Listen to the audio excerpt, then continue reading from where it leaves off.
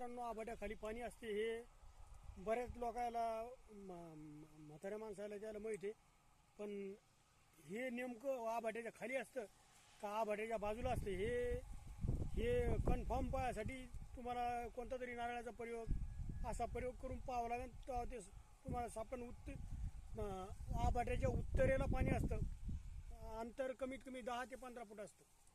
त्या हिशोबाने तुम्ही पाहून घ्यायचं. मी तुम्हाला दाखवतो मित्रांनो, त्याच्या बाजूला 10 ते 15 फुटांवर पाणी आहे.